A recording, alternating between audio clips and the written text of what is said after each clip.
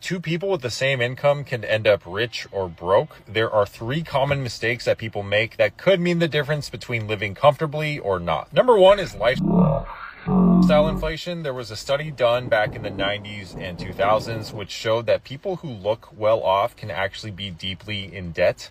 They studied physicians and lawyers who earned above average incomes, but most of those people, because they wanted to fit in with their colleagues, they ended up living in luxury neighborhoods and driving cars they couldn't afford. The second common mistake is that some people don't track or budget their money altogether. If you are swiping a credit card all the time, it's really easy to overlook how much money you're spending.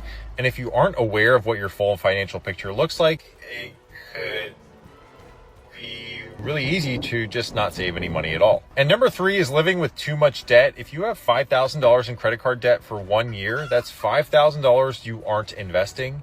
And if you're able to invest, let's say $5,000 today, in 30 years, that could be well worth over $50,000 and an 8% return. So you have to think of every dollar today being worth much more in the future and avoid debt. Jackpot for Labor Day's drawing is $1.1 billion. And I did some research on this. There's a mathematical reason as to why jackpots have gotten so big.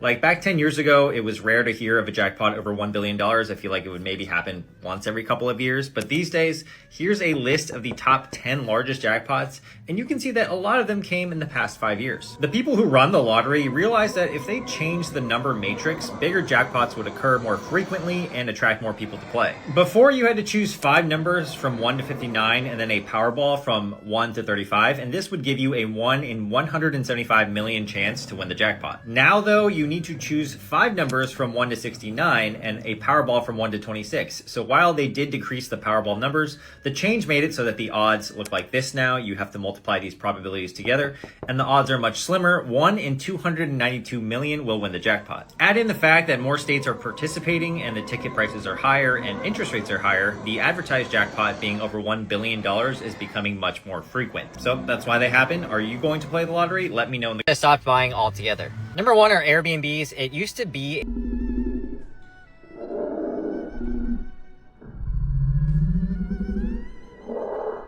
experience in a hotel and also unique, but these days they're super commercialized and they have cleaning fees and there are no amenities whatsoever. I feel like if I'm going to be traveling alone, I just prefer the convenience of a hotel. Number two is buying food in bulk. It sounds like it saves money, but I was buying multiple cartons of milk and 24 eggs at a time from Costco. And if I'm buying food for just me, sometimes I don't even have enough time to finish everything before it goes bad.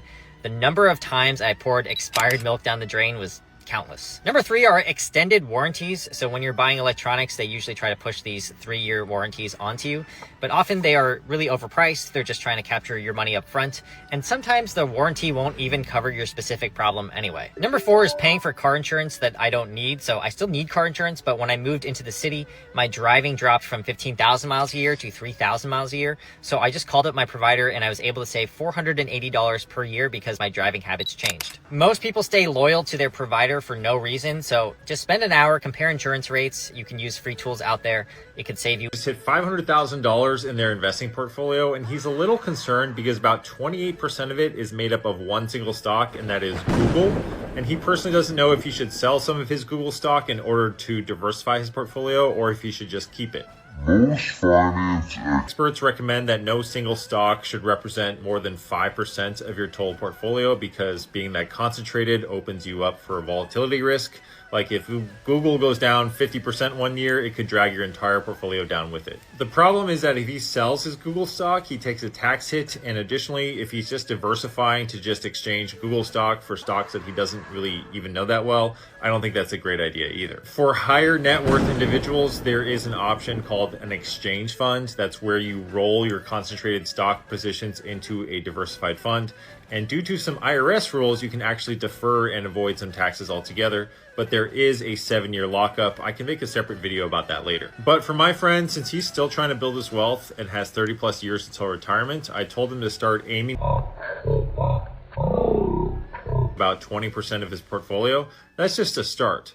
And then any additional money that he invests to not put it into Google stock so that over time, Google will represent less and less of his overall portfolio. In any case, profit is profit, even if it is taxed. But what are your thoughts? What would you do? Let me know in the